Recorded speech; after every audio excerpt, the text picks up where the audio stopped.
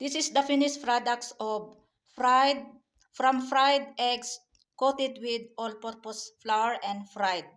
And then I have bonus also onion rings. So, tikman natin kung crunchy ba. Now, let's taste. Bismillah, barakatuh.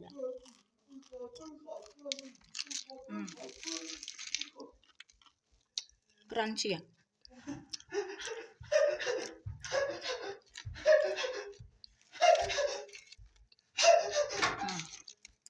Itong spring onion din.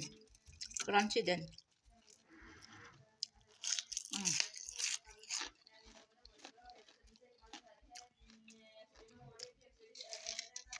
Sarap, parang ano ito? Roasted chicken.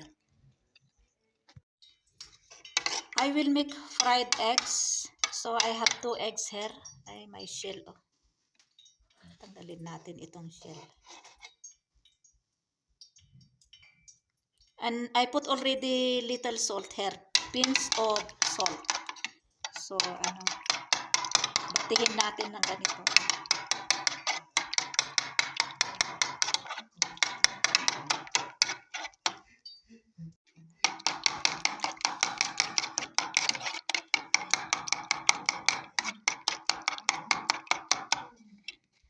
Now, this is okay. So, nagpainit na ako ng mantika dito. Mainit na itong mantika. Ayan, lagay na natin.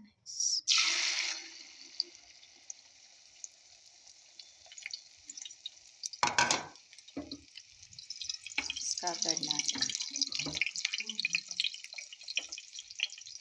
Now, we'll turn side. Ayan.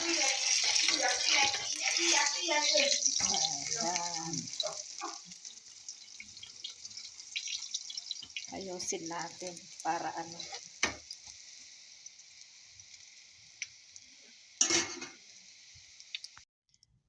In another bowl, I put 4 tablespoons of all-purpose flour and then 1 teaspoon of salt, 1 teaspoon of black pepper powder, and 1 teaspoon of chili sauce. Now we have to mix this one with water. Now we have to put water here. Enough water.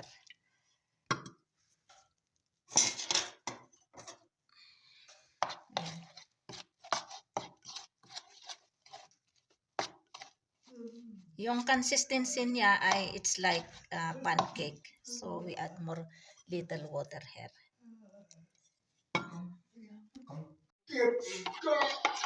So ito yung yung butter niya. So what I will do for this one is I already sliced this one fried eggs. Now what I will do is I have to make like this. Like that. I-coat natin ng mix diluted all-purpose flour, and then we have to coat again here in flour. Yan.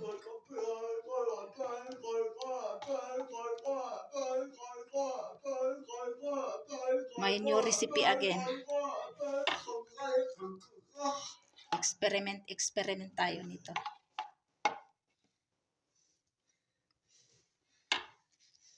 Yan.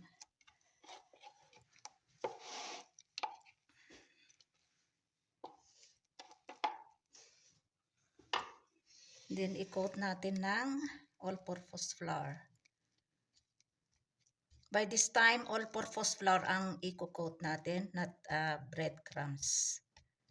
Ayan. Then, we put here, transfer here, para isahan na lang ang pagprito. Ayan.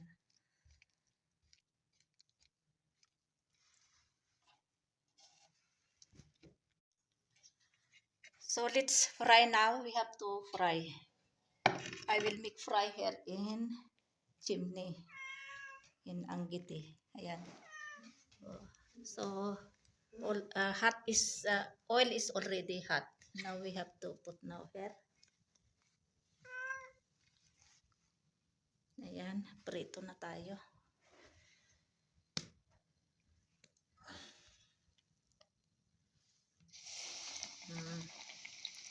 Ayan.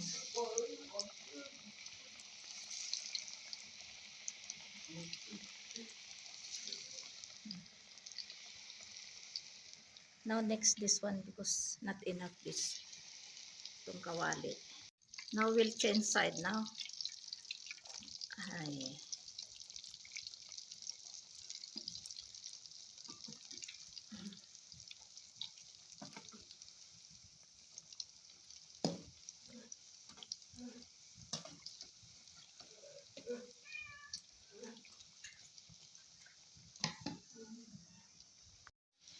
I have extra butter for this all-purpose flour. So I make bonus spring onions. But I did not already coated with this flour. Just I put this spring on what you call this onion ring, sorry, nabubulol na.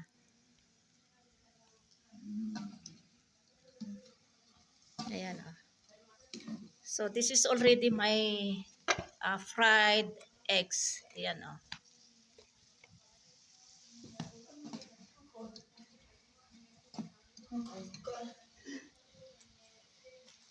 Ito na lang natira. Kasi nung kumain si Lakay at saka si Fatma sa dinner, binigyan ko sila. Kasi nagluto ako ng chicken clay. So, binigay ko ito. Pero marami pa ito kanina. Kasi nag-start ako ng 1:30 p.m.